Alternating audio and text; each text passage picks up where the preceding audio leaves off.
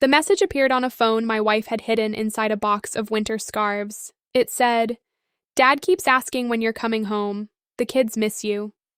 For 11 years, I had been her husband. We had a daughter together. We shared a mortgage, holidays, medical decisions, and a bed. I knew about her work trips, her migraines, the scar on her left hand, and the way she cried during old dog movies. I did not know she had another family living 3 states away. At first, I thought the message had been sent to the wrong person. Then I opened the photographs. My wife was standing beside another man in front of a birthday cake. 2 children leaned against her. On the wall behind them was a framed family portrait. She was in that portrait too. I was 47 when I discovered the second phone. My wife, Melissa, was 44. We lived outside Nashville in a comfortable house with our 13-year-old daughter, Sophie. Melissa worked as a regional training manager for a medical equipment company. Her job required frequent travel through Kentucky, Ohio, West Virginia, and western Pennsylvania. At least, that was what I believed. I owned a small commercial printing business with my brother. We printed menus, packaging labels, event materials, and training manuals. My life was not glamorous, it was predictable. I valued that. I had grown up with an alcoholic father whose promises changed depending on the day. Stability became the thing I wanted most. Melissa seemed to want the same.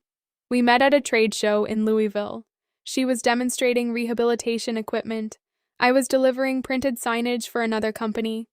A display banner collapsed behind her, and I helped secure it with tape and 2 metal clips. She said, "You just saved my job." I replied, "That seems dramatic." She smiled. I am dramatic in controlled amounts. That was Melissa. Warm, quick, observant. She remembered names. She could make strangers feel included within minutes. She also kept parts of herself private. At first, I admired that. I mistook privacy for emotional independence. We dated long distance for 8 months. She lived in Cincinnati. I lived near Nashville. We met on weekends, took turns driving, and spoke every night. Melissa said she had been engaged once, but never married. The relationship ended because the man became controlling. She did not like discussing him. I did not push. After my childhood, I believed people deserved space around painful history. That belief became one of the doors she used. Melissa moved to Tennessee after receiving a transfer. We married 2 years later. Sophie was born the following year. Our marriage had difficult seasons.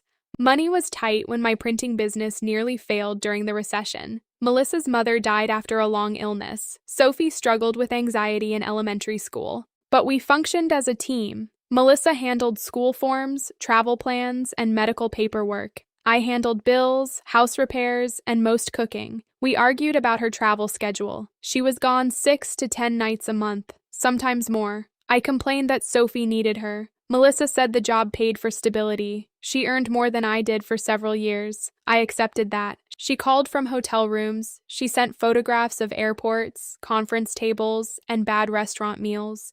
She brought Sophie small gifts from different cities. There were signs, not dramatic signs, small inconsistencies. Melissa used cash more than most people. She had a separate checking account for travel expenses. Her company mail went to a post office box. She never allowed work calls through the car speaker. She claimed confidentiality. One Thanksgiving, she left the table to answer a call and returned pale. She said an employee had been injured. Another time, I found a child's drawing in her suitcase. It showed a woman with brown hair beneath the words, "Mom at work." Sophie had not drawn it. Melissa said it came from a training event where employees brought children. I believed her. Trust does not feel foolish before betrayal. It feels like love. The second phone appeared because our heating system failed in January. A pipe near the upstairs closet began leaking. I emptied shelves to prevent water damage. Behind a stack of scarves sat a shoebox wrapped in a plastic grocery bag. Inside was a small black phone, a charger, and 2 envelopes. The phone had no lock. That surprised me. Then I realized the secrecy depended on no one knowing it existed. The message was visible on the screen. "Dad keeps asking when you're coming home. The kids miss you." The sender was saved as Emma. I opened the conversation. Melissa had written, "Tell him Friday. I'll bring his medication." Another message said, "I know I missed Lucas's game. I'll make it up to him." Another, "Do not call the other number unless it is an emergency." My hands became numb. I opened photographs. Melissa with a gray-haired man in a wheelchair, Melissa hugging a teenage boy, Melissa standing behind a younger girl holding a violin, holiday meals, hospital rooms, a backyard, birthdays, then the family portrait. The gray-haired man sat in front, Melissa stood beside him, the children were younger. On the back wall, a wooden sign read, "The Harper Family." My wife's maiden name was Dalton. I searched the phone contacts. Emma Harper, Lucas Harper, Daniel Harper. The older man was saved as Dad. That mattered.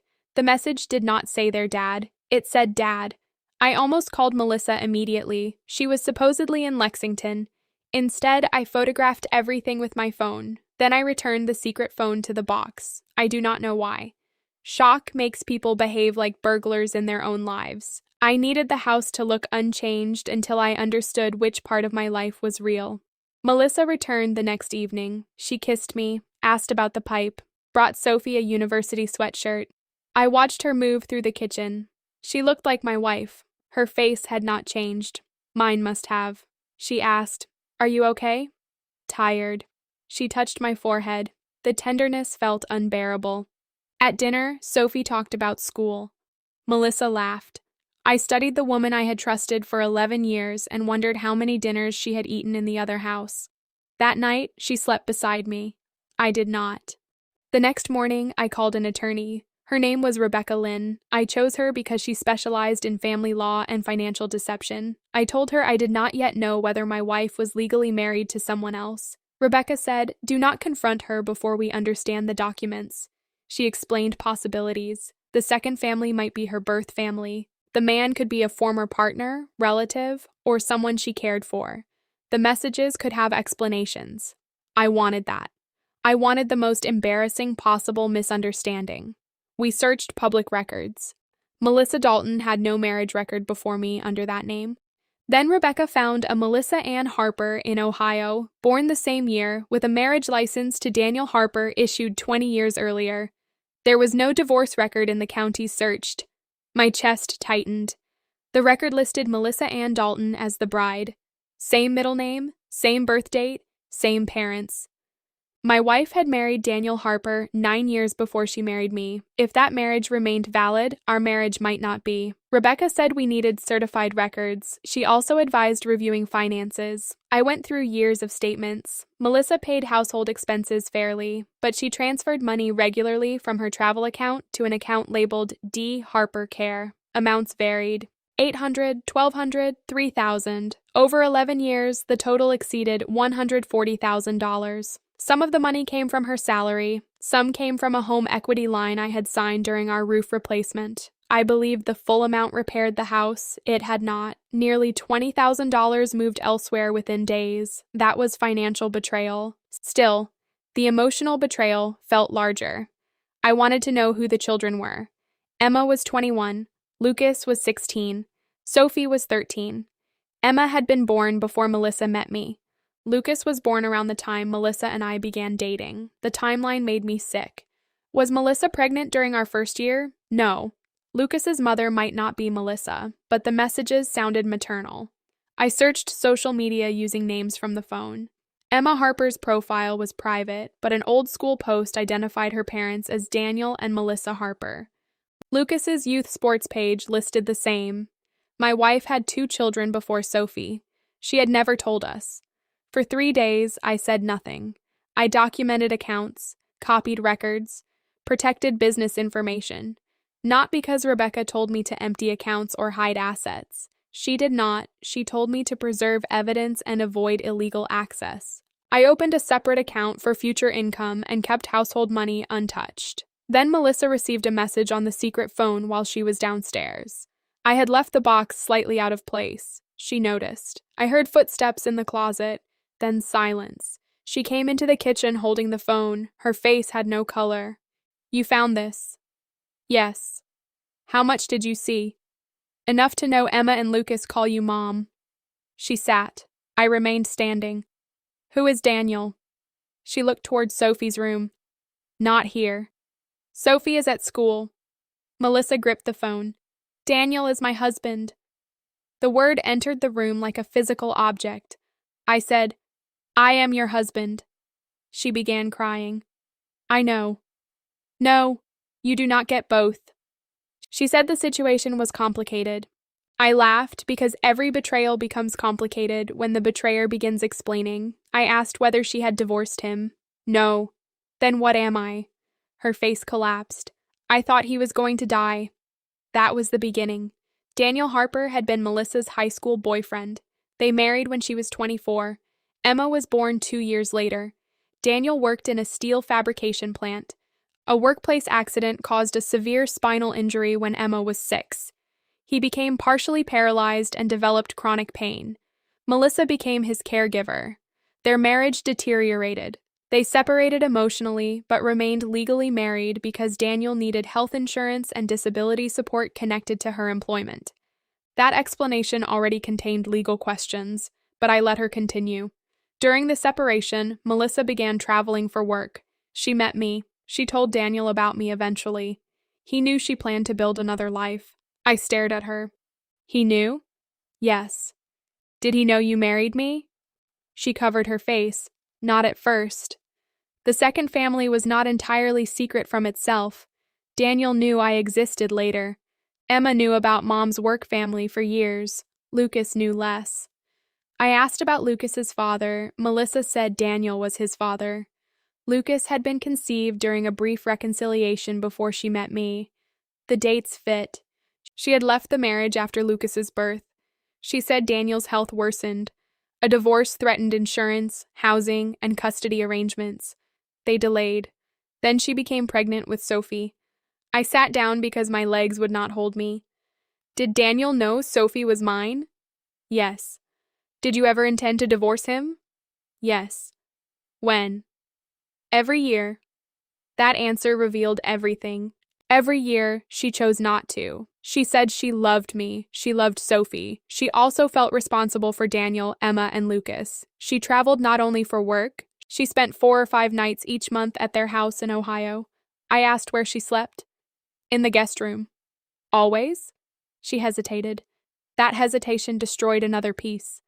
Did you sleep with him after marrying me? Twice.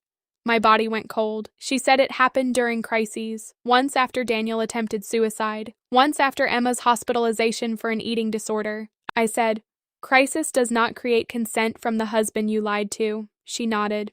I know. You exposed me to risk. I was tested. That is not the point. She cried harder.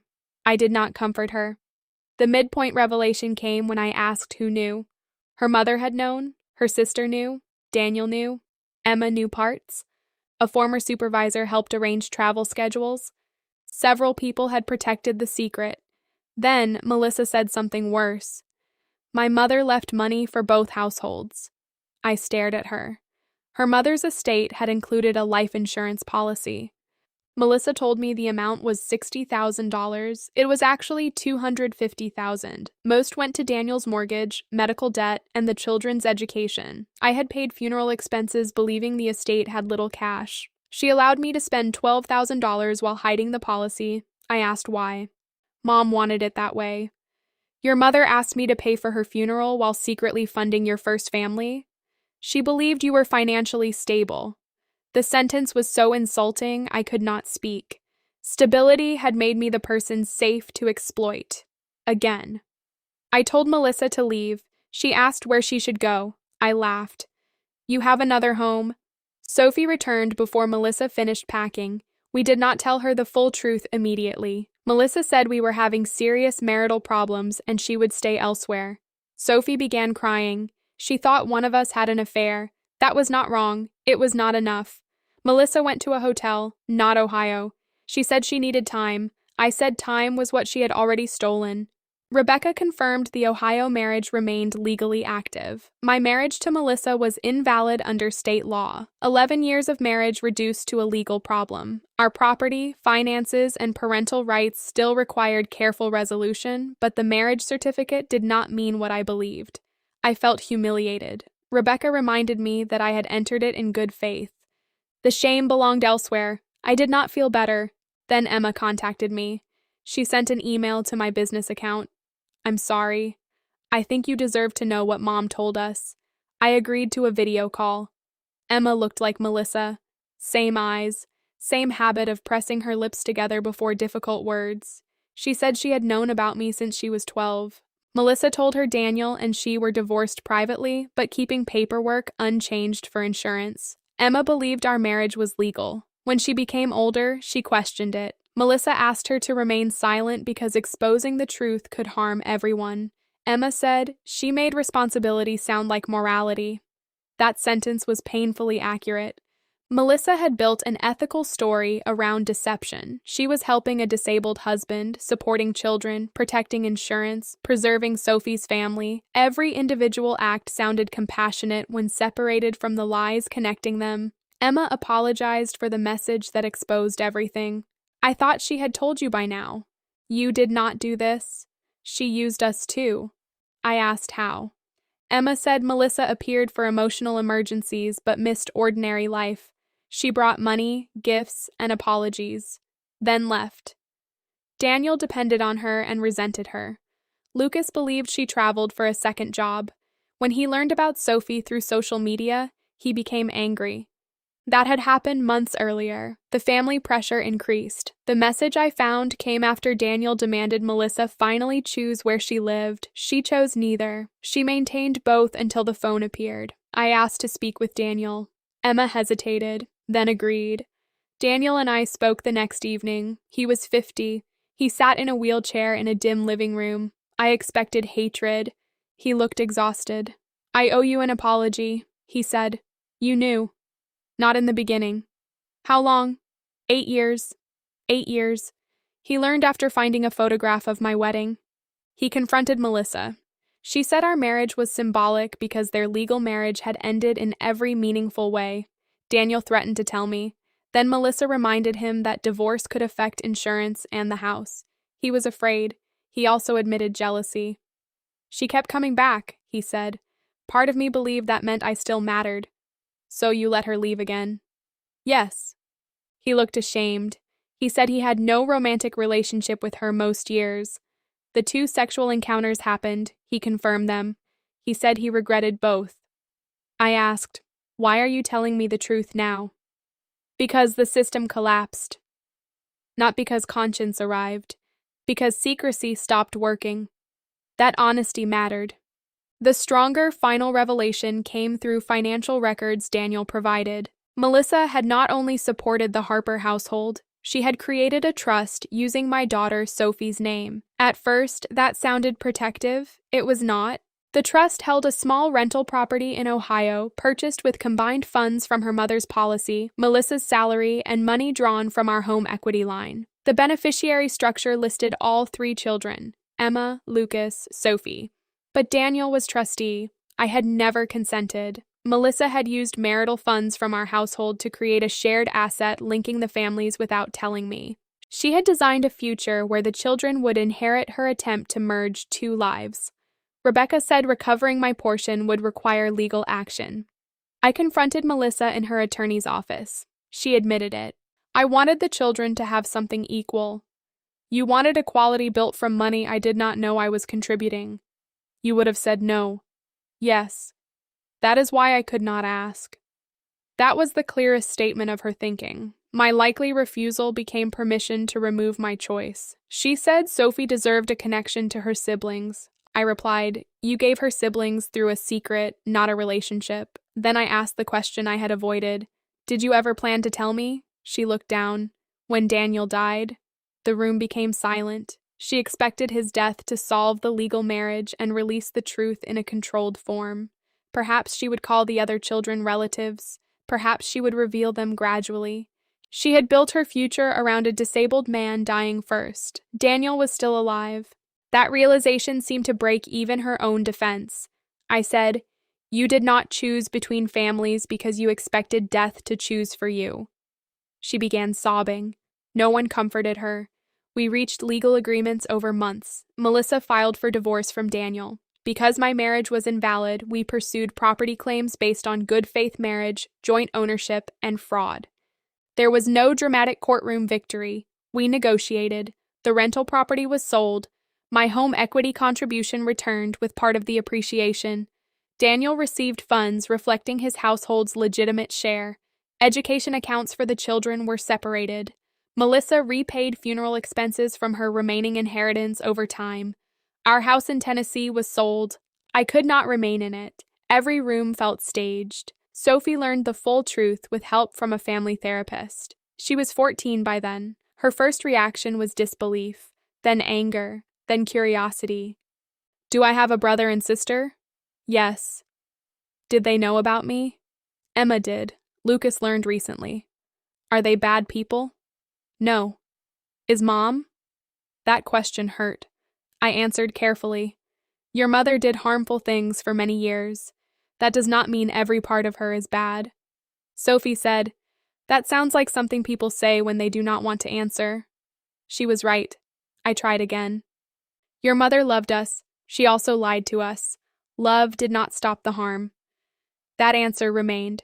Sophie refused contact with Melissa for 2 months, then began supervised visits. I did not interfere. I wanted to. I feared Melissa would manipulate her. The therapist reminded me Sophie needed her own relationship, with boundaries. That was difficult. I had spent years believing I knew my family. Now I had to let my daughter understand her mother separately. Emma and Sophie eventually exchanged messages. Lucas refused. He blamed Melissa, Daniel, me, and sometimes Sophie. He had grown up with partial truths and sudden exposure. Anger was understandable. It was not Sophie's responsibility. We did not force contact. 2 years later, the 3 siblings met in a park in Columbus. I attended. Daniel attended. Melissa did not. The children requested that. Emma brought photographs. Lucas remained guarded. Sophie asked direct questions. Did Mom cook the same pasta at your house? Emma laughed. Yes, too much garlic. Small details made them real to one another, not instant family. People connected by a woman who divided herself and called it care. Daniel and I spoke occasionally after that. We were not friends. We shared a strange form of injury. He apologized more than once. I told him apologies could not return years. He said, I know. He began using insurance and care programs independent of Melissa after the divorce. The disaster she claimed to prevent did not occur. There were financial difficulties. There were forms, delays, and stress. But Daniel did not lose all health care or housing. That mattered. Melissa had treated worst-case fears as justification for endless deception. Alternatives existed. They were difficult, not impossible. Melissa moved to Ohio to be closer to Emma and Lucas. She changed jobs. She entered therapy. She wrote me letters. At first, I returned them unopened. Later, I read one. She said she did not know where one identity ended and another began. In Tennessee, she was my wife and Sophie's mother.